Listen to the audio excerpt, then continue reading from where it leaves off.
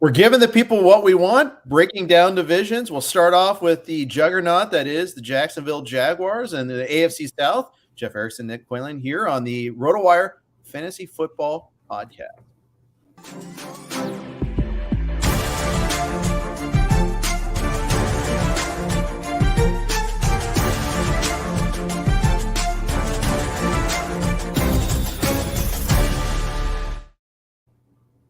Everyone, welcome to the RotoWire Fantasy Football Podcast. We are now going 5 days a week. Nick Whalen and I will be going every Monday, roughly around noon, Best Coast time, 2 o'clock Central. Nick, welcome to the pod. I know you've been doing all sorts of hoops pods, so it's not like you're new to pods, and the next in for the last couple of weeks. So looking forward to a beautiful friendship here, though, too. How you doing? I'm doing well, man. We just got done with the XM show about an hour ago, so we had a nice little warm up. We're going to hit on a few of the same topics. I think we started the XM show this morning with a breakdown of the Jags' offensive situation, and looking forward to digging in even deeper on this podcast. I've always tried to find ways to sneak Jaguars talk into the RotoWire NBA podcast. Going to be a hell of a lot easier to do that on this feed. Yeah, there's no sneaking. It's outrighting now. And we actually have news, too. Good news, even. James Robinson, not required to go on the PUP list, had that Achilles injury, thought that he might not be ready for the start of training camp in the preseason, but here he is. Now, we'll see about what degree of availability he has, but here we are, and that changes things a little bit. I don't think it's going to hurt Travis Etienne as much as people think it is. I mean, this shifts the entire power structure of the AFC. James Robinson, potentially being available for week one. We discussed it on the XM show, and I think we're going to see maybe some of the helium that Etienne was experiencing these last few weeks. Maybe we see that cool off. Maybe his ADP falls a couple of spots as this looks like it could be a bit more of a timeshare to begin the year. But, I think James Robinson was a really nice story the last couple of seasons, really like one of the lone bright spots for this Jaguars franchise, post run to the AFC Championship game with Blake Bortles. But, I mean, we're talking about a running back coming off of an Achilles injury. So It's great. It's great that he's making progress. It looks like he's ahead of schedule, but you almost have to bake in like a little bit of regression just because it's such a serious injury. And it's one that both he and the team, will likely exercise at least some degree of caution here. But again, nonetheless, exciting, that he's on the right track. I'm still not panicking though. If I'm someone who's been buying in on Travis Etienne, I think every indication is that Etienne will be the guy. And I think more importantly, they really want Etienne to be the guy. I think James Robinson, having him back as a number two, that's a nice luxury, but it's not like they want to open this up and make it a true competition. I think as long as Etienne is healthy, he fits a lot more what this offense, I think needs from the running back position. Yeah, we're two coaches removed from when Robinson made his mark. Right. So there's no like real degree of loyalty. Looking at a Doug Peterson offense, what do we expect in the usage of the running backs? Well, I mean, Etienne is such a unique type of player, and he's not really the type of running back that Jacksonville has rostered in the last few years. Even going back to Fournette, who since leaving Jacksonville, has become much more of a threat out of the backfield than anybody expected. They used him more as the traditional power back that we saw at LSU, but Etienne is a completely different type of player. He's the type of playmaker at the position that Jacksonville hasn't had for a long time. So I think the hope is that he becomes this kind of dynamic combo running back. They're a lot less predictable than they have been in years past. And obviously he has the rapport with Trevor Lawrence dating back to Clemson. So the idea is that Travis Etienne hits the ground running and looks like one of the most dynamic young backs in the league, just like he was at Clemson a few years ago. But, I've told you before, like I had a chance to draft Etienne, in one of our drafts in Vegas. I ended up going with who I view as a slightly safer option in Ezekiel Elliott. Maybe it's just the Jags fan in me that's been burned so many times by expectations, but like I really hope Travis Etienne is good this year. There's a lot of reason to believe he will be, but I still kind of want to see it, especially because we got to see, really almost nothing from him last year as a rookie. Yeah, that's right. And, it's one of those where, you had him basically at ADP was the miracle part of it there. In fact, I passed on him kind of mistakenly. Right. I actually acknowledge that I may or may not have overlooked him a little bit in that draft last week. At 3.8, you had a chance at 3.9 where you consciously passed on him, but Ezekiel Elliott was there. And you look at ADP, I mean, they're pretty close together. Etienne in the last month on the NFFC is at 31. Elliott is actually at 41, which That's got our friend and colleague Alan Seslowski all in a froth. But I'm at 31. I thought I was high on ETN, Right. and then I saw the ADP, and I'm like, maybe I'm not. Maybe it's one of those things. You have good feelings about it, but the whole world has good feelings about him. Yeah, strange situation when the whole world is optimistic about any Jags skill position player, but that's the world we live in right now. And I was looking at the Jags win total; it's sitting at like 6.5, 6, depending on where you look. Shaded toward the under pretty heavily at DraftKings, or -130 to go under 6.5. Wow. But yeah, I thought so too. I mean, you're getting 2 games against the Texans that I think they split with Houston last year. Might have even gone 0-2 against the Texans, so maybe that's not as much of a given as it should be. But this is also a team that somehow found a way to beat the Buffalo Bills last year. Obviously beat a pretty good Colts team in a huge spot in Week 17. And I think you could look almost everywhere on the roster. And even though I don't necessarily love what they did at receiver, it's hard to get super fired up about Evan Ingram at this point. Like, at the same time, you can't argue this is a much more talented team overall. I still don't know that they have this 9-10 win ceiling. I think that would be like the absolute best case scenario. A ton of things would have to go right for that to happen. But overall, I mean, the overall talent floor, I think, is significantly higher than it was last season. Even if they didn't go out and get any stars, they just went and got a lot of really good, solid players. So if some of that's going to trickle down to ETN and the running backs, it's going to be a much more competent looking football team this year, because for most of last year, I mean, it was a comedy of errors. Yeah, it sure was. So, and we have an adult in the room in Peterson instead of Urban Meyer. Mm-hmm. But you talked about the acquisitions. They changed almost their entire pass catching core. Christian Right. Kirk, say what you will about the contract, he's a solid, good player in the NFL. They added Zay Jones. They added Evan Ingram, who has caught passes before. He's also fumbled balls before and dropped passes before too. Yes. So there's a lot of varying returns on that. But it's a complete overhaul of their pass catching core. DJ Chark is now in Detroit. Marvin Jones remains. He's so we got the battle of the Joneses. Often Marvin goes before Zay, unless you're in Vegas, in which case Zay goes first. But I don't know. Maybe that's just that one draft. Yeah. Any of these guys targets for you at ADP? Yeah, the Zay Jones pick by, I think that was Coventry in Vegas. That felt like a bit of a heat check. I would not be taking Zay Jones unless it's with probably one of the final picks in most drafts.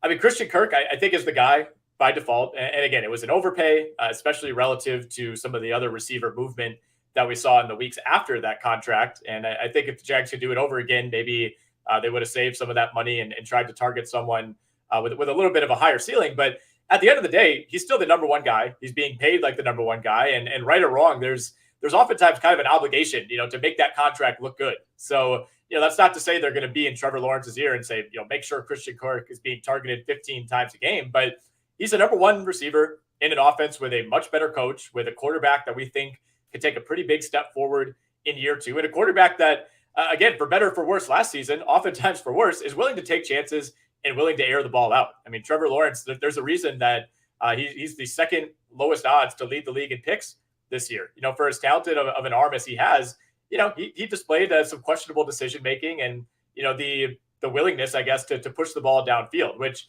in a lot of ways is encouraging. I don't think they had the receiving core for that last year, but I think now they do. If Marvin Jones is your third best receiver, you're in a decent spot. Last year, that was not the case. He was far and away their number one target. That's going to be a problem. But you bring in Christian Kirk, you bring in Zay Jones. I mean, Laviska Shenault, pretty big disappointment in 2021. But, now maybe he's able to settle into kind of more of a specialized role where you're not expecting quite as much from him.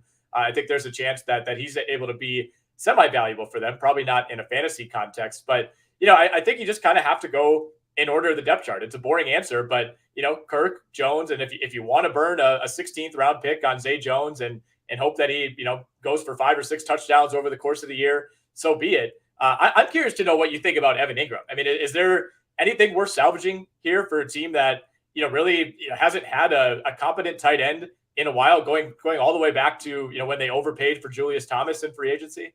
Right, there's a name. Yeah. I think he's a classic change of scenery guy. He had to get out of New York. He had to be Snake Plissken and escape from New York. So I could see it there. But I'm old enough to remember when Dan Arnold was a trendy guy.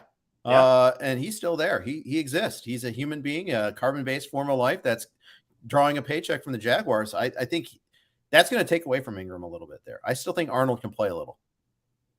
No, you're not wrong. You're not wrong about that. And I'll be interested to see, how much they rely on the tight end position. I mean, Dan Arnold, when he played 8 games for the Jags last season, came over, I believe, via trade, but did have over 300 yards, didn't get in the end zone, but 41 targets across 8 games. And again, what was an offense that was oftentimes completely broke down, looked like it had no idea what it was doing, a ton of 3-and-outs. The Jags are a tough team to project for a lot of reasons, but I think the one thing we could for sure count on is this is just going to look more like an actual NFL offense. I wasn't doing cartwheels when they hired Doug Peterson, but it is ultimately an extremely safe hire that is going to get the organization, I think, back on track. It wasn't the highest upside hire, it wasn't the flashiest hire, but as you put it, an adult in the room. And that is a massive upgrade over where this team was last year. True or false? Trevor Lawrence ends up being a top 12 quarterback this year. Are we talking like fantasy production or fantasy production? I hate to say it, I think I would say false. And this is more about just how deep the quarterback position is now, right? I mean, like in any leagues that you're drafting in, like, has anybody even considered Trevor Lawrence as like a QB1? I mean, I'm seeing he's kind of like an upper to mid-tier QB2 if you're in a 1 quarterback league. Like, I just don't see it. Like, unless we get a bunch of injuries to big name players, there's just too many guys who I think are sure things. I mean, Mahomes, Herbert, Allen, Kyler, Hurts, Burrow, Jackson, Brady, Lance, Prescott, Wilson, Rodgers. Like that might be 12 guys already. So unless those guys get hurt, like I think Trevor Lawrence can have a really good year and he can still end up being like the 14th best quarterback in fantasy just because the league is so loaded right now. Yeah, and he doesn't have like Joe Burrow had, like Jamar Chase coming aboard, a generational receiver. I think that's also the big difference. Yeah. Well, we'll see about Zay Jones, but no, I think you're right. Yeah, of course, naturally.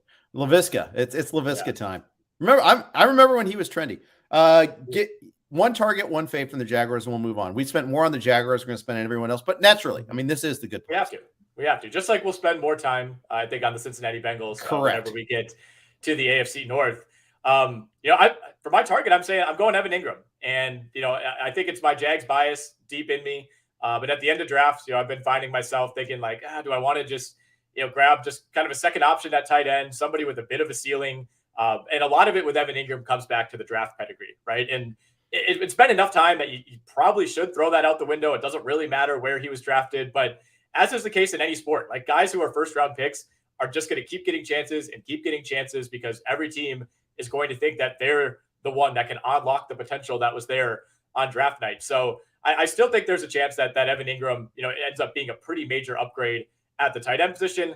I wrote down in my notes for receivers, I'm fading them all. I like Christian Kirk a decent amount. And again, it's an at cost thing. Like if he falls, I don't have a problem taking the number 1 receiver in this offense, but it just feels like they added a bunch of good to okay players. And I think Christian Kirk probably emerges as the number 1, but ultimately I still think he's a pretty low end number 1 receiver. So, if you're targeting him to be like your second best receiver on a fantasy team, I think that's a pretty big issue, especially given how deep the position is. Like there are teams that have 3 receivers who I would maybe take, over Christian Kirk. I think I got Kirk in the 10th in our draft, which is below ADP. Right. That at that point in the draft, 100% fine. But I mean, if you're taking him 7th, 8th round, I just think there's too much talent on the board. Okay, fair enough. All right, that's the Jaguars. Let's before we move on, let's do a quick note from one of our sponsors, and we're going to go a little quicker on the other teams. Do you love fantasy sports? Are you ready for a new challenge this year?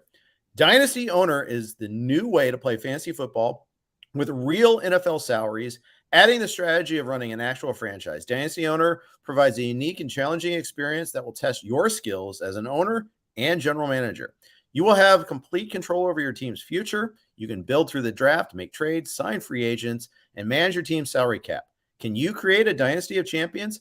Sign up now at dynastyowner.com and use promo code ROTO5. That's ROT as in Tom, 05 to receive $5 off any new team. We had the folks from Dynasty Owner on the podcast last year. Great guys. It's a great product. You should check it out. I know Jared Donabedian is in a league. I think Joe Bartle's in that same league with them too. So you guys can check that all out. Good stuff there.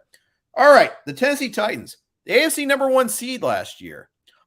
They lost their first game, but that's okay because they lost to my Bengals. But they are, they're a team that not everybody is expecting big things from this year. Trade away AJ Brown. They haven't won a playoff game under, since they had, at least the last 2 years under this core of players. They won that shocking win against the Patriots 3 years ago. Yep. And then last year they lost the Bengals. The year before they lost to the Ravens in a home game. They haven't won a home playoff game. I think that was the stat. They've snuck some on the road, but is the window closing for Tennessee? What sort of expectations do you have? Well, first of all, I mean, you're right. It feels like more recently they had that run. It was already 3 years ago. They beat New England and beat Baltimore and then ended up losing to KC.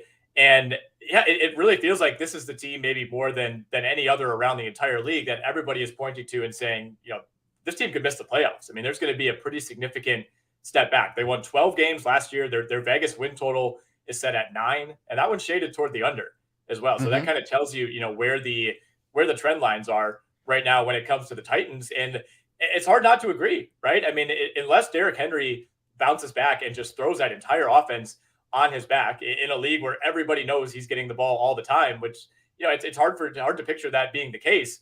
I mean, this is a team that willingly traded away its best offensive weapon in AJ Brown, has a quarterback who's displayed significant growth since the beginning of his career, but ultimately is still a mid-level QB at best.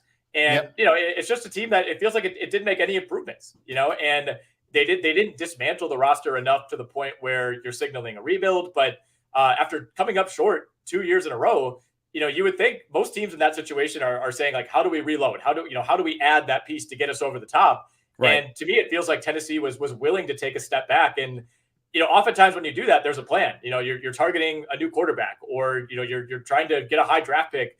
And that just doesn't seem to be the case. Like, they seem to be willfully stepping back into like 9-7 type of territory, or 9-8, excuse me. Right. Ryan Tannehill's a feel-good story. Now his contract is viewed as an albatross. Right. And it's a big hit this year. It's like $40 million on the cap. And one of the reasons is they trade away AJ Brown is because he's wanting to get paid commensurate with what all the top receivers are getting paid. Mm-hmm. Instead, they spend a lot of their money on defense, and justifiably. I mean, they had to spend to get Jeffrey Simmons back. They had to spend to get Harold Landry back. That, their pass rush should be really strong, but they lost AJ Brown. They lost Roger Saffold to free agency, their best run blocker. That's a big loss, I think. He goes to the Bills. We'll see what happens there.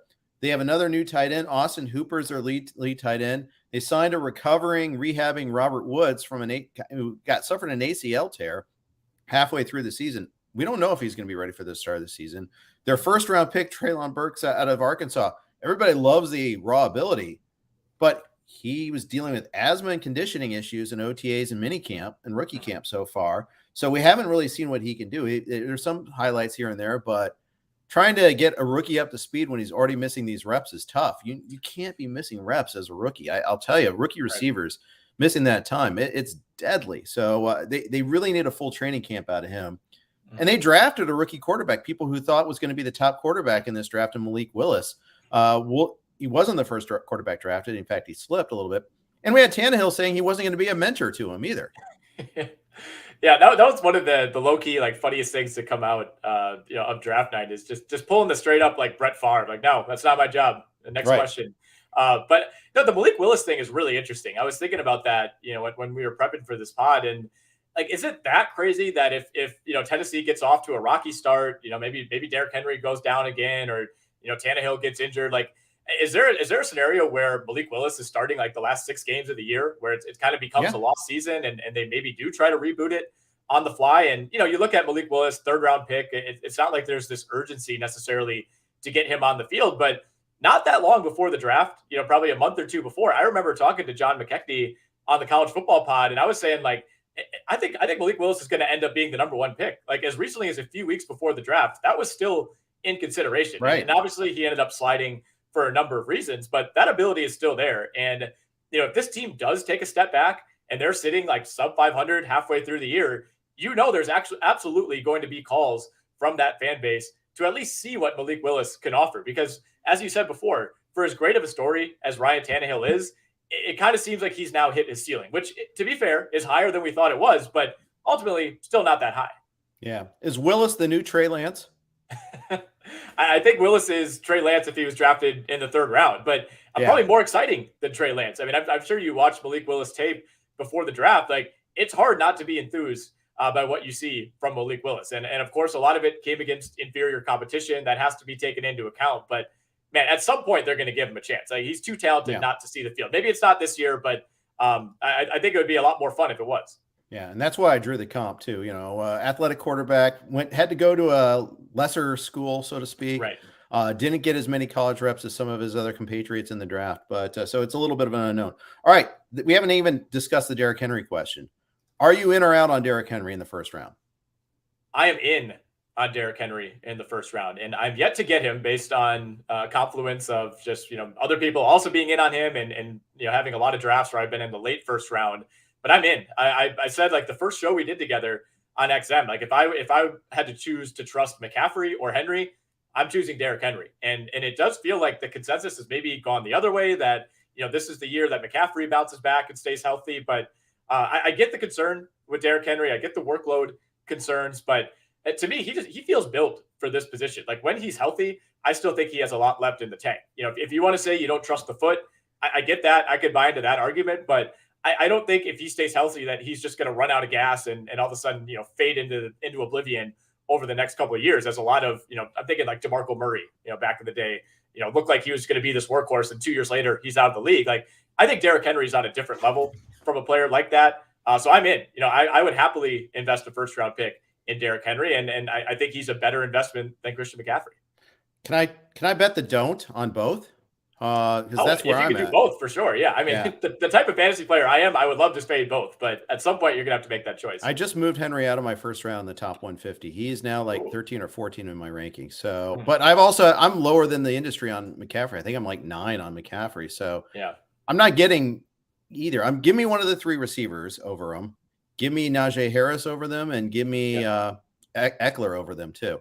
But that's, and then if you force me to do like Mixon versus Henry, I'll probably go Mixon. So that's where I'm at. So Derrick Henry is my fade. I'll go out on a limb on that. I'm just not going to pay that full price. Now, I was deadly wrong, like emphatically wrong, until he got hurt last year. I just saw that playoff game against the Bengals, getting tackled by DBs, getting run down a couple of times. Yeah. He looked a little iffy in that game. I will say that. That was just a strange game all around. I was looking at Ryan Tannehill, or the Joe Burrow's line from that game. I forgot he was sacked 9 times in a game that they won. And hit so many more other times. Crazy. I mean, he made some key throws at key times, like the game-winning field goal. I mean, he's had a great out pattern to Chase that got them in field goal range. And, Evan McPherson, the best kicker of all time, we knew he was going to make that kick. But I will take, my sleeper here is Nick Westbrook-Ikhine. I'm going to bet the don't on Burks and Woods a little bit here. And I think Westbrook-Ikhine might be their top receiver, but I'm going to get him like stupid late in best balls. I'm still cautiously optimistic on Robert Woods. I think he's been one of the most underrated players in the league for a long time. Obviously, the injury is a major factor here, but if he can recover quickly and get back on the field, I'm still a believer in Woods. But I'm with you on Treylon Burks. I think Jamar Chase and Justin Jefferson and guys like that have set an unrealistic standard 100% for rookie receivers to just come in and contribute. And now it just seems like we're going to get 2 or 3 of those guys every year. I don't think that's the case. I think Chase and Jefferson are all-time, maybe like on course to be top 10, 15 at their position ever type of talents who just happen to come into the league around the same time. I don't think that's going to become the new standard. So, I'm not saying that Treylon Burks is going to be a complete bust based on a couple of negative reports from minicamp, but if you're drafting that guy and saying like, well, you might step in as the number 1 receiver, yeah, that might be the case, but he's not going to do anything close to what we've seen from Jamar Chase last season or Jefferson 2 seasons ago. Yeah, I think if you've got an LSU receiver coming out, then sure, let's go with it there. But otherwise, maybe not so much. The Indianapolis Colts might be the favorite in the division. They, although again, this is like year 8 of trying to find a replacement for Andrew Luck, even though it's like year 5, but it feels like it's year 8. But every year, the LA Chargers did their social media department did their schedule reveal, and for the Colts game, they just did a anime of a merry-go-round with various different quarterbacks, and it was fantastic. And one of them was Phillip Rivers in a bolo tie. It was pretty solid. They still love Phillip Rivers in Chargers land, but every year they've been trying to replace it. Carson Wentz was woefully short last year against the juggernaut that is the Jaguars' pass defense. We know that was a big part of that. That's a tough ask. Yeah, it is. Now they're going with Matt Ryan, as he is like the definition of vanilla and steady and stable and league average as you can get right now. He was an elite quarterback at one point in time. He's not that. No one expects that. But is he enough stability to make this Colts offense hum? I think he is. I think he is. I mean, like you said, relative to expectations, and shockingly by sports fan standards, I think expectations seem to be pretty realistic for what Matt Ryan could do here. And, it's kind of the third go around of this new, just find a new guy every year and hopefully it works strategy for the Indianapolis Colts. And in some ways I do commend the Colts for not giving up a boatload of draft picks to move up in the draft. Not reach for like a Kenny Pickett or somebody like that in last year's class. I don't think they've necessarily made any mistakes. They've just kind of they've been just out of range to draft the elite quarterbacks.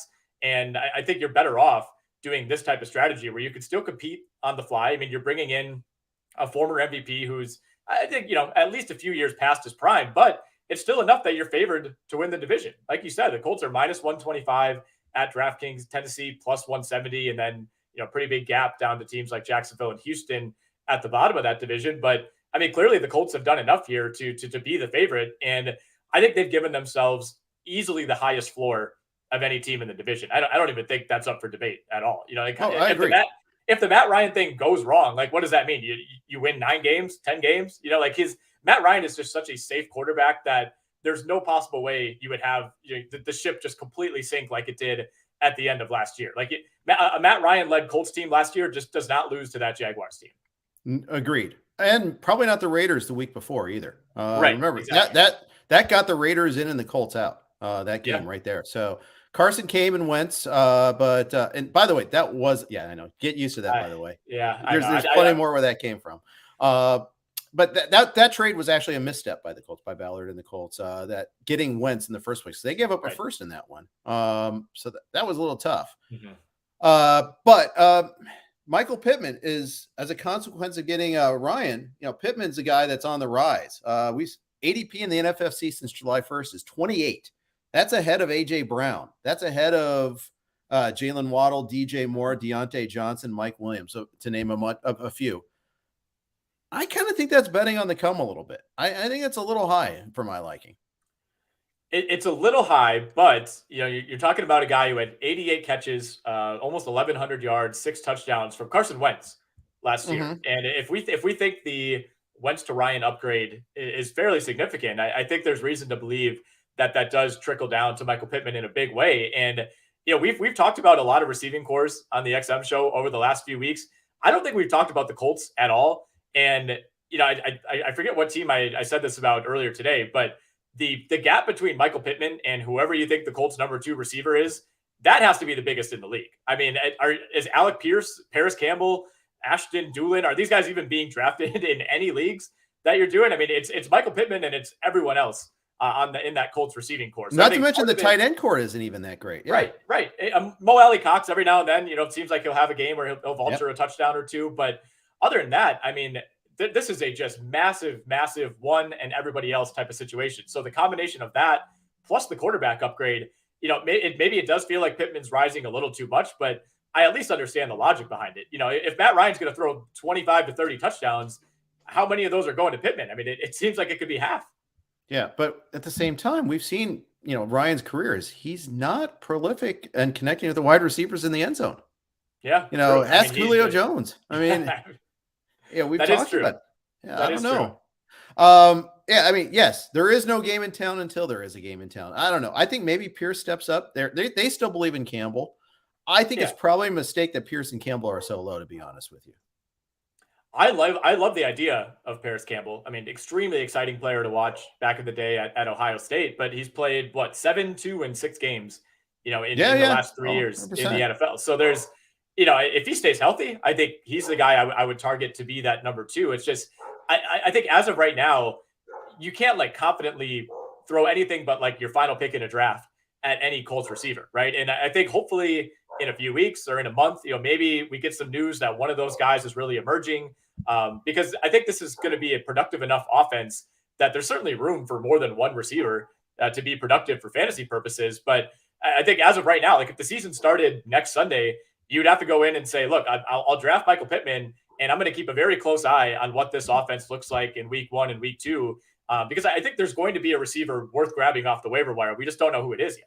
Yeah, prediction that a lot of Colts receivers are going to, or pass catching options are going to be picked up and dropped a lot this year. Yes. I think that it's kind of like last year, as a matter of fact. It's just the names have changed a little bit. Kiki Kuti is on the roster there, so there you go. Could happen. Naeem Hines, this is the year. Philip Lindsay, he's there now. All right, more people that we're going to be afraid of for Jonathan Taylor's purposes. No, still 1-1 for you. Is there anybody else you take 1-1 besides Taylor? I mean, unless you're in a weird format that like really overvalues receivers, no, or certain super flex leagues, maybe a quarterback, but no, I mean, I was going to ask you, you've been, in the weeds on fantasy football as long as pretty much anybody. Is this as much of a no brainer number one as there's been since? Well, I mean, like, do we have to go back to LaDainian Tomlinson? I mean, did Adrian Peterson ever reach this kind of point? Yeah, I think Peterson made it one point there. Yeah, Tomlinson, Sean Alexander, those guys. I mean, it's pretty much locked in. I've seen some CMC pop up here and there. I think Pete Overzet, for instance, is making the case for Christian McCaffrey, but as alluded, neither of us are going to be that guy. So not here, at least. Obviously, that's only applies to standard leagues, not super flex leagues. Super flex leagues, then of course you take a quarterback. That's fine. It's a lot different there. Before we move on to the Houston Texans, we're going to insert a quick note from our Blue Wire sponsors. All RotoWire podcasts are on the Blue Wire Network, and we insert their ads here because of that. Thanks to the Blue Wire Network. Let's talk Houston Texans. Okay, so if the Colts are the favorite, the Texans are the favorite to be the bottom, and maybe one of the bottom 3 teams in the league. I don't think their roster is as bad as last year, but it's pretty darn bad. It's pretty close. Yeah, it's pretty close. They're the favorite at DraftKings to have the worst record in the league. They're obviously 4th in this division as far as the odds to win it. I think they're just in a much different spot than every other team in this division, and really most teams in the entire AFC. And they were neck and neck with Jacksonville last year. I mean, the Jags were the worst team between the two. So we can't sit here and act like the Jags are competing for the Super Bowl, but they at least have their quarterback in place. There's a lot to like about the direction that the Jaguars are going. Tennessee kind of dealing with like the post Deshaun Watson fallout. Just kind of losing. Like if you're the Texans, a year and a half ago, you thought you had your guy for the next 15 years. Like you were set. Right. And just having that rug pulled out from under you in the way that it was, it's unrealistic to expect them to bounce back right away. So obviously this is not a franchise that's had a ton of success, but I think just about any team would be in this position given what happened with Deshaun Watson. So, it's hard to, you don't want to give him sympathy necessarily, but when you have your quarterback just pulled from the roster in that way, you're going to bottom out. That's just the way it works. So, right. We've talked a lot about Davis Mills. I think you and I are pretty in on him as far as, what his future could be. What the ceiling is, I don't really know, but even the worst teams in the league score touchdowns. They put up points. They're going to win a couple games. So there's going to be fantasy value here, but it's pretty bleak. I think the one thing when you do look up and down this roster is, nobody wants to target the Texans. So if you're the one who, can grab Brevin Jordan, who projects as their top tight end, or, you were talking on the XM show today, Jeff, about, your love for Nico Collins as a potential number 2. Strong like for Nico Collins. Yeah, yes. I shouldn't say love. That's like, yeah. You have a decent inclination for Nico Collins, we'll say. But there's going to be production to be had here. And in every draft that I've done, I think Brandon Cooks is usually the only Texans player to come off the board. Maybe somebody else, snag Davis Mills as like a second or third quarterback. But I think it's possible that the Texans are being overlooked at least a little bit here. Right. And again, people will draft Marlon Mack somewhere. Why? I'm not quite sure. Burkhead. Damien Pierce is the rookie. So people will draft Pierce because everybody loves a good rookie sleeper. I mean, we spent time on Tyler Algier today for the Falcons on XM. So Pierce is going to get some buzz at some point in time. 4th round pick this year's draft. our draft note on him, this has to be a Mario Puig note. He goes, Pierce is only a middling NFL running back prospect. Out of that. That's like so Mario. Yes. But opportunity is the least important in fantasy football. And he does have tremendous opportunity. I mean, it's Burkhead and Mack and Royce Freeman and Dario Ogunbowale. I mean, it's not a deep running back room to say. It's not a good running back room. No. Someone's got to catch passes. I like Davis Mills a little bit. I like Collins a little. Chris Conley will have like 2 awesome games and like 10 duds and be hurt the other 5. So that's he's hard to use, but Brevin Jordan's could be fun. I'll say this: if you're trying to get like a super cheap pairing, I mean, you go Cooks and Mills and underdog, and you get Mills in like the 17th round or something like that, maybe 16th round as your QB3. You get a little pairing for those 5 weeks where they light it up. That'll be nice to have. Yeah, I mean, if we're playing the target and fade game here, like it's fairly obvious, right? I think the target almost has to be Brandon Cooks. If you want to say Nico Collins at the end of a draft, are there any of those running backs that you really love? I mean, I know we talked a little bit about Damien Pierce. It seems like as a rebuilding team, maybe they make a point to give Damien Pierce some carries. Like you're not developing Marlon Mack, you're not developing Rex Burkhead at this point. But other than that, I mean, it's pretty bleak. I don't think there's a whole lot to say here. Rex Burkhead had one of the great fantasy games of the season on everyone's bench last year. I believe at the Chargers game. Yeah, I think it was the Chargers game, week 16, 22, 149, 2 touchdowns. Just crazy game there. He doesn't catch a whole lot of passes. This is like he's bounced around organizations. Was former Bengals star Rex Burkhead here, of course. But actually, he was very popular as a college player in Nebraska. But that's no one really expected much from him. It took him a long time. I see a question in the forum. Rod, we'll get to your question at the end of the podcast. If it's about one of these teams we're doing, we'll hit it right away. Otherwise, general questions will hit at the very end. But do thank you for chiming in there. Let's move on. Let's hit the AFC East. Start heading up the favorite, maybe the consensus favorite in the NFL, the Buffalo Bills. Lots of fantasy fun here. Lots of reasons to be optimistic. Let's jump on the Twitter, fantasy Twitter thread every day of Gabriel Davis. He is the hot button issue in our industry. What's your comprehensive stance on Gabriel Davis?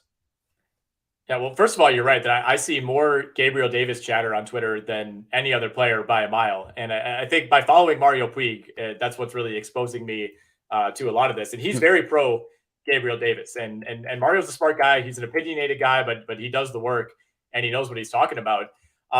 I think there's a ton to like here because, like you said, Buffalo they're not maybe the favorite. They are the favorite right now at the DraftKings Sportsbook, 6-1 to win the Super Bowl, by far the lowest odds of any team in a loaded AFC. So that's saying a lot. I mean, if they were in the NFC, they might be like, I don't know, plus 300 to win the Super Bowl. But Josh Allen, I think is one of the prohibited MVP favorites. And a lot of that is what he does on the ground. But, you would imagine as his career moves on, they try to preserve him a little bit more and take advantage of what he offers as a passer. I think Gabriel Davis moves up from being the number 4 guy to the number 2 guy in what could be maybe the most productive offense in the NFL. So, I'm in on him. I don't have a ton of Gabriel Davis shares, mostly because, he is being kind of bid up in a lot of these drafts and people are really eager to draft him. The one thing I will say is he does have such a stud number 1 ahead of him in Stephon Diggs that, I took Stephon Diggs with the 4th pick in the 2nd round of our Vegas draft last week. If you're expecting Stephon Diggs to be maybe the 5th or 6th best fantasy receiver in the league, is there necessarily room for both of these guys to have huge years? I think there is, although I think they want to run the ball a little bit more this year. That, as indicated by signing Saffold and then of course like drafting James Cook too. I think, although Cook is also receiving back, but they actually got good run out of Devin Singletary at the end of the year last year too. But I think there's room for those. I think there's room for 3. I think Jamison Crowder is really good, a really nice target late. And you add him and he's your bye week receiver or your flex play in a best ball league. I absolutely love it. Of course, we always say he's great in best ball. Of course, everyone's better in best ball, of course. But yeah, I think there's plenty to support this here. The schedule will be tougher for the Bills. That is one thing that's going to be pretty nasty. Everybody's looking forward to Week 17, Bengals Bills. I think it's going to be an amazing game, but I don't know if it's a ticket to the carnival, Nick, because these teams are supposed to have good defenses. So it may not be like the shootout everybody thinks it is. Just even though the skill position players are amazing on both teams, might not be the shootout. I don't know. Yeah, we'll see. I mean, it's going to be a really good game for sure. But yeah, it wouldn't surprise me if it's a 24-21 game, not a 40-37 type of game. It's like that's what we want as football fans. Is you want two really good teams to just keep going back and forth. But yeah, like you said, both teams defensively. I think Buffalo especially.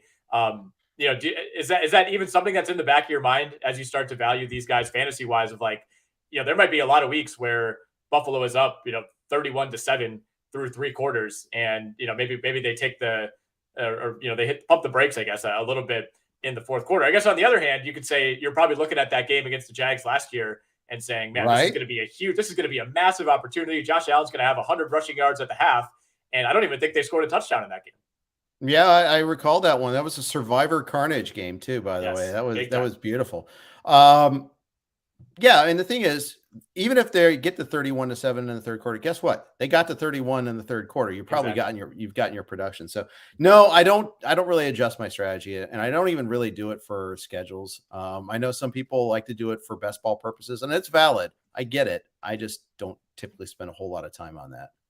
It's just so hard year to year. I mean, I think if you kind of do your own schedule analysis, I like that. But a lot of like the default schedule, if you look at like strength of schedule metrics, it's just based off of last year's records. Like that doesn't tell you anything. I mean, it does feel like this year there's maybe a little more carryover. Like a lot of the teams that were good last year project to be good again, but it's the NFL. I mean, there's no consistency, or at least reliable consistency year to year. But yeah, I mean, to close the book on Buffalo, obviously going to be a really fun team to watch, a team that when you're led by Josh Allen, it just automatically means you're going to have other productive players around this roster. We didn't really touch on the tight end spot, though. I'm not closing that book yet, by the way. I've got more. Okay. I'm opening it right back up because we got stuff to talk about. Yeah, Dawson Knox is hurt. They're coming into the season hurt a little bit.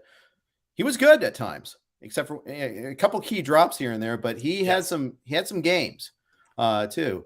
They also signed OJ Howard, he's like my white whale. I'm holding on to him in a dynasty league. This is the year OJ Howard fulfills his potential. Couldn't do it with Tom Brady, but okay, fine. Maybe he'll do it elsewhere. No, I don't know. Still holding on to him in this one dynasty league. I don't know.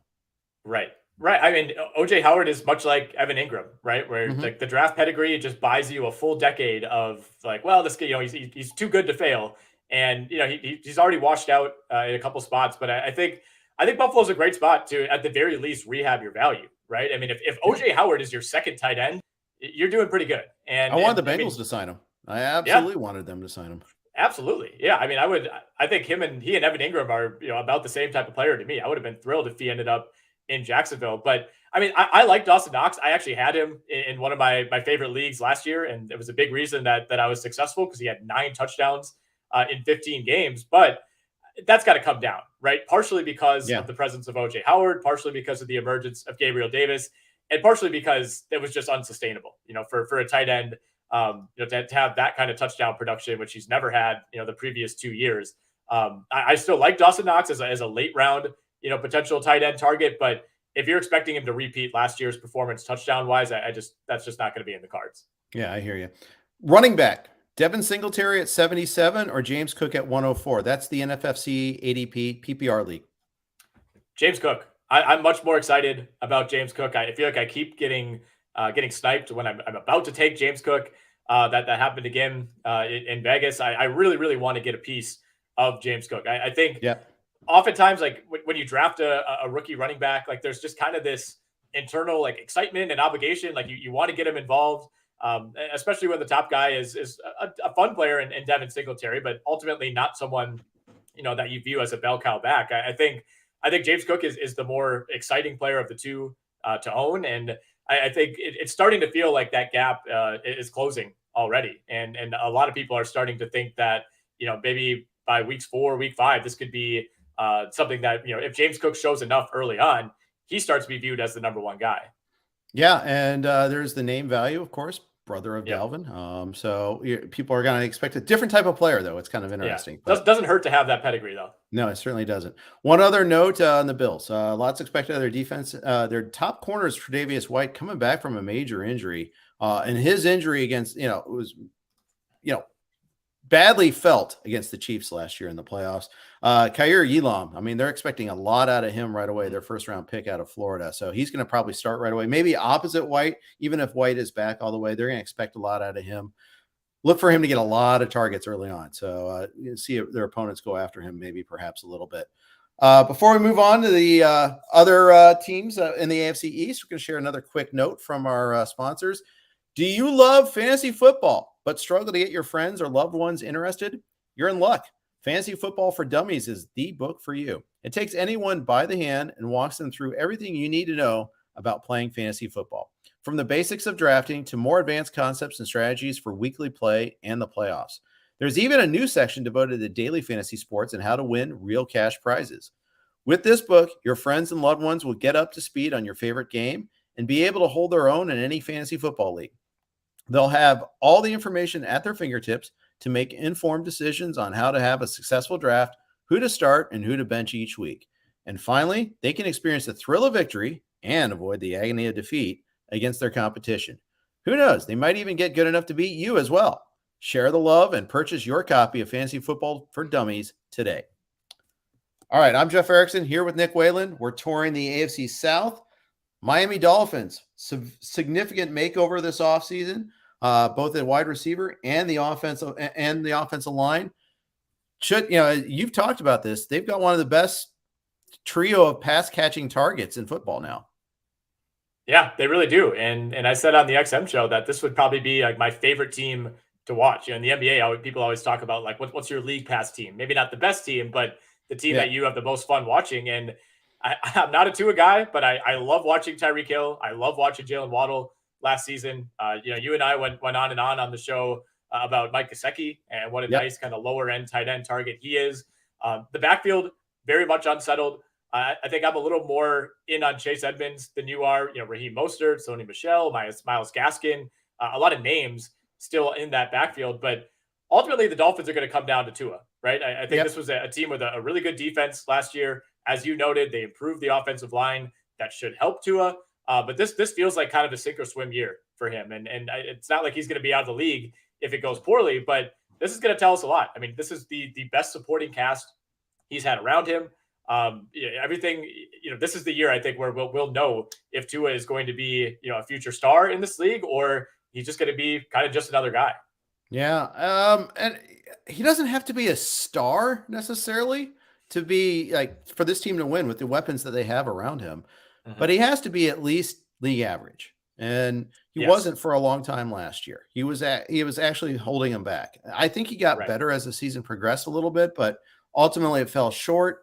The organization clearly did not give him the vote of confidence with all the dalliances with Deshaun Watson. So, clearly, I mean, although we had the whole Brian Flores saga versus the GM versus the owner and all that, maybe that's settled a little bit more. Maybe there's more vote of confidence for Tua than there was before, but they've certainly provided the support for him a little bit more. Right. He doesn't have an excuse this year as much. I mean, the offensive line's improved. Terran Armstead is supposed to protect him.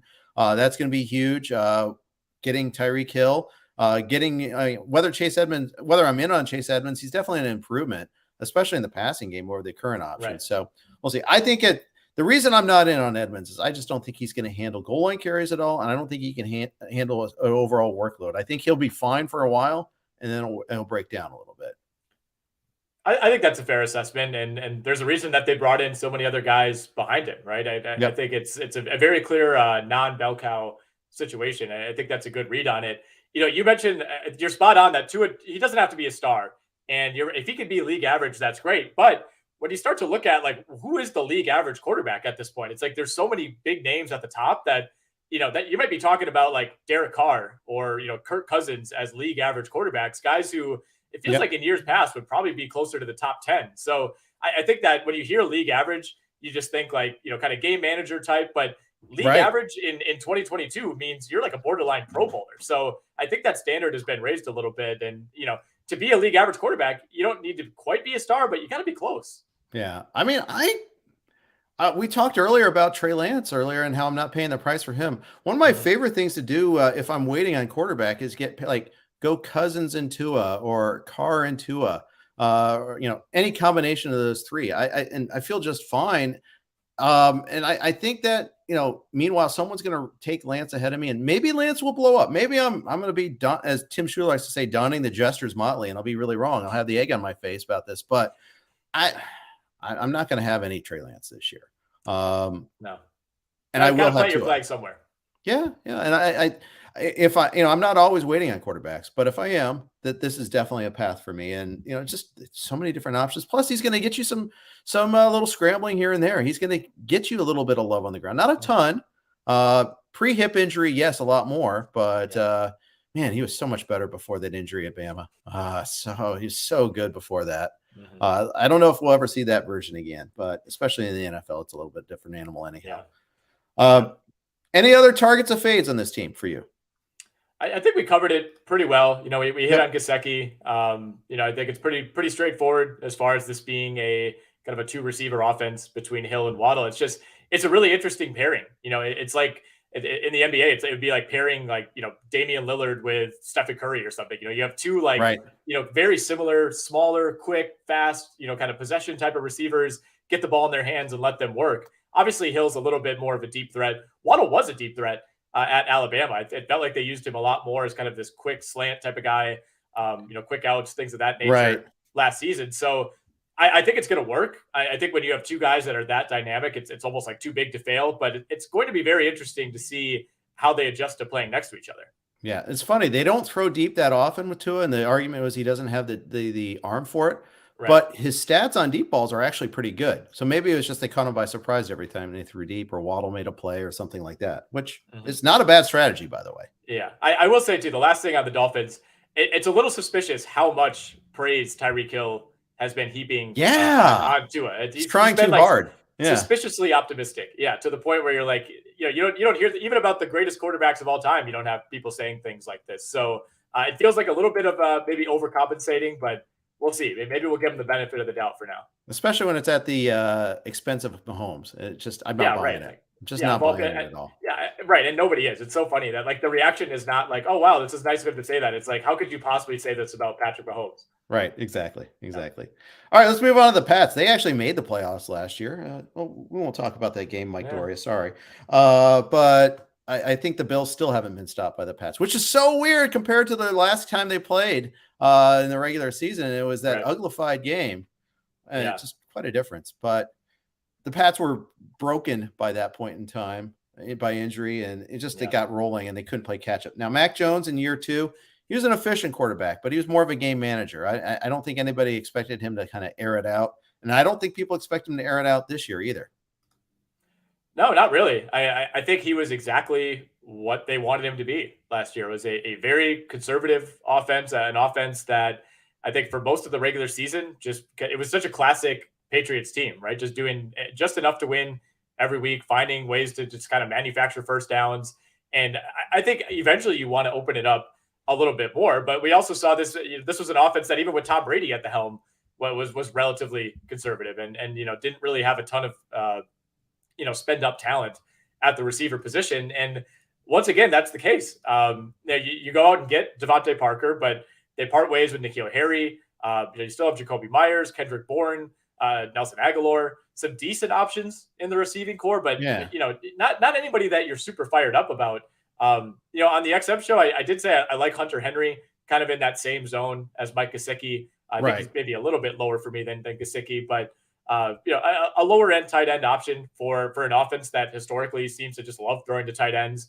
But other than that, this is just a very classic Patriots roster where you have 2 or 3 guys at each position that you're like, yeah, any one of these guys could emerge maybe as the number one. That's just kind of how they operate at the skill positions. Yeah. So we talk a lot about receivers taking the first 3 rounds of the NFL draft. The Pats spent a 2nd-round pick on Tyquan Thornton, and I've heard precious little buzz about him. And my ear's pretty low to the ground, and I don't hear a whole lot on him. except that the pick was kind of panned at the time, out of Baylor, kind of a little undersized, at least weight wise. I think 6'2", but like 180. People didn't expect them to. In fact, their first couple picks were surprises to the consensus. Now the consensus is often wrong, but unfortunately, so are the Pats when it comes to wide receivers in the draft. You mentioned Ezekiel Elliott as one good option of that. The latest example, yeah. So maybe Thornton breaks his way in a little bit there, but I never see anybody taking him in drafts. No, not at all. Like you said, we have no notes on him since draft night. I mean, there's been nothing at all, and there's been nothing negative. So maybe that is a good thing in some ways. But very un-Patriots-like pick, just the type of player and certainly where they selected him in the 2022 draft. Right now, I don't think he can be a target in fantasy. I mean, at some point, we're going to have to start hearing something about him. But, the Patriots don't really seem like the type of team that's going to produce, all of a sudden a second-round pick who's going to become fantasy viable in year one. I think they're pretty content to kind of grind it out like they did last year. Yeah, 100%. I kind of like Kendrick Bourne. You're getting him again. This is another one of those where it's just a lottery ticket at the end of the draft. I mean, but again, it's the week in, week out nature of it. Can you actually start him? I mean, you can start him as a pickup. Yeah. But, I want to draft people that I can see a path to where I can start them on a regular basis. And Bourne seems like more like a bye-week fill-in, flex player type of thing. Another best ball player, which fine if you're playing a best ball league, it's fine. But I agree with your take on Henry. I like Henry. I'll probably have a share or two of Devontae Parker. I'm not anti-Parker. I think where it gets interesting is at running back. I mean, this is a team that is going to run the ball a ton, and they'll pass to their backs. There's a lot of buzz that James White might get cut. He's on the PUP list already. Yeah. They drafted Pierre Strong, who might have been the fastest running back in the draft. A lot of speed. He's named Strong, but he's fast. Damian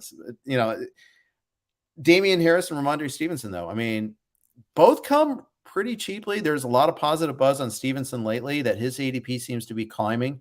But I think both are pretty useful players. And we did 2 drafts in Vegas back. Like I did the Vegas draft with you, and then I did in Vegas. I also did a super flex draft where I actually ended up with Stevenson. I'm not really pro or against one or the other. I like both guys. I think they're both talented backs. Well, you took Stevenson in that league, and then you took Damien Harris in the league that I did with you. So you ended up with a share of both. And, in that league we drafted together, Stevenson and Harris went 6 picks apart in the same round. So to me, I mean, that says that people view this as a true 50-50 right now. I think you'll normally see Damien Harris listed as the RB1 on that depth chart, but I think consensus is that it's close to a true timeshare. Yeah. 80th in the NFFC and ADP for the month of July for Harris. For Ramondre, it's 102. So that gives you an idea of the spread. But Ramondre has his partisans. He's gone as early as 73 in the draft. So in drafts there, in 120 drafts. Not sure what his underdog is, but I think it's close. I think the gap is narrower in underdog, if I'm not mistaken. But anywho, I like both backs. How about Mac Jones? Are you adding Mac Jones anywhere? I haven't yet. I mean, certainly I don't mind him as a second QB option, just a 1 week fill in, if you have Josh Allen and you need somebody for a bye, you could grab Mac Jones. I mean, it's kind of going back to what we said about Tua. It's part of it is just by virtue of how many good quarterbacks there are right now. You don't always have to dip down that far, unless you're just trying to fill out your roster and grab a second or a third quarterback. Certainly he's not really somebody you're ever targeting as a QB1 in a 1 quarterback league. So no, I mean, I haven't really found myself thinking about Mac Jones all that much. I think he's almost more fun to analyze in like a real life context of, how effective he can be versus fantasy, because as of right now, like there's just too much talent above him where he's just not really all that relevant. Right. Agreed. Especially in the AFC where it's loaded at the position. So loaded. Yeah. I feel bad for franchises that don't have their franchise QB in that conference there. Yeah. Luckily there aren't too many. Yeah. I don't ever feel bad for the Steelers. So screw those guys. But anyways, that's the Erickson bias kicking in right there. Let's move on. We got one more team left. They are the JT. Wow. I might edit this podcast. That's how fired up we are to talk Jets. Yeah, talk Jets. Okay, so there was no buzz on Zach Wilson until a week ago. And then, what happened there? It wasn't for on-field exploits. It was for who he's sleeping with. But funniest thing I saw was a mock football card of Stifler's mom. I thought that was pretty funny, but that's exactly like the image of what you picture when there's a rumor that you're, involved, we'll say, with an older woman. Yes, exactly there. However, Zach Wilson, I think there's reasons to be excited about, even though Mike White was a better quarterback last year than Wilson, at least for the times they were starting. But I mean, you want to talk about a team that invested in him. This is the anti-Chicago Bears approach. The Bears, They stripped down and made it worse for Justin Fields. The Jets, they last year they signed Corey Davis. This year they signed 2 tight ends, Uzama and Conklin, and most importantly, first round pick in Garrett Wilson. Trade up to draft Breece Hall. They went out and they signed one of the best offensive linemen in Laken Tomlinson in free agency. I mean, they went out of their way to go out and try to make things better for them. Now, both of his starting tackles, are on the PUP list right now, and George Fant and Mekhi Becton. So that's something to watch for a little bit there. Because one thing he didn't have last year was time. He did not have time to throw the ball. And all these weapons don't matter if you can't find them. Right. And I mean, we didn't even mention Denzel Mims, who was a 2nd-round pick a couple of years ago. I mean, it hasn't been great his first 2 years, but still, a guy that people were excited about, at least at the time. I mean, like you said, you oftentimes don't see teams make this level of investment until the quarterback actually proves himself. But I think the Jets are putting Zach Wilson in as much of a possible position to succeed as they can, which, look, when you spend that kind of draft capital on a quarterback, I think you owe it to him to at least put this kind of supporting cast around him. So I like what the Jets did. I mean, I think if you're a Jets fan, you're still probably looking at the division and saying like, well, we have no chance to beat Buffalo.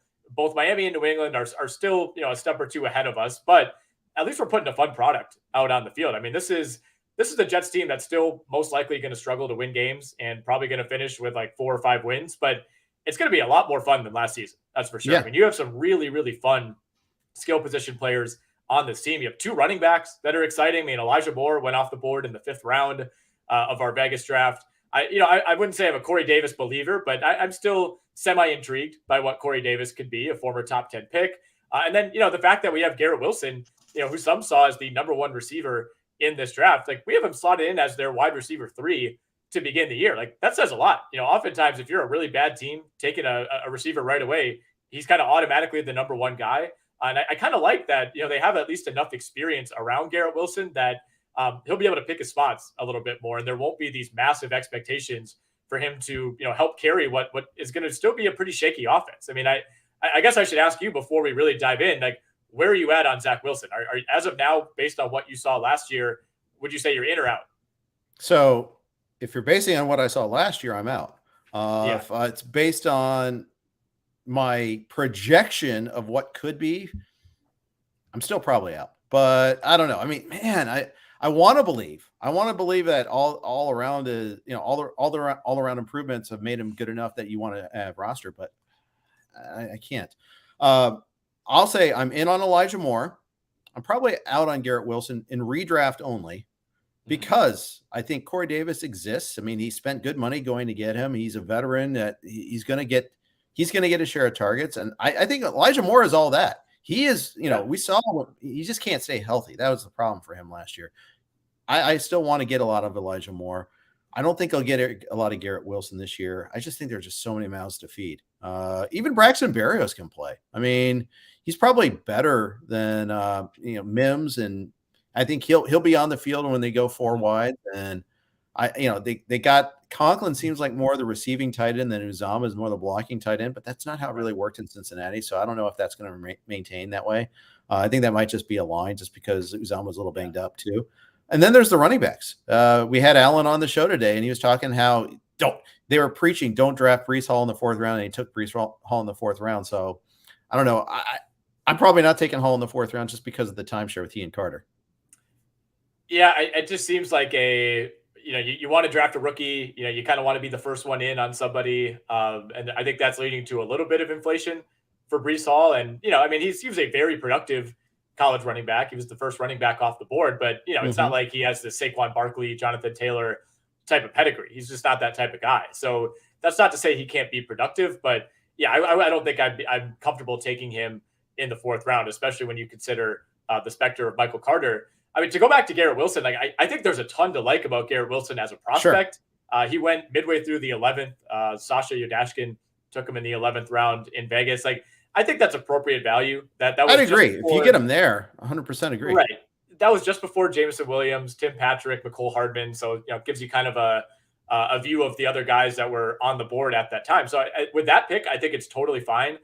I'm not a Zach Wilson guy right now either. It felt like he had that one good game. I think it was against Tennessee, the game when the Titans had no receivers.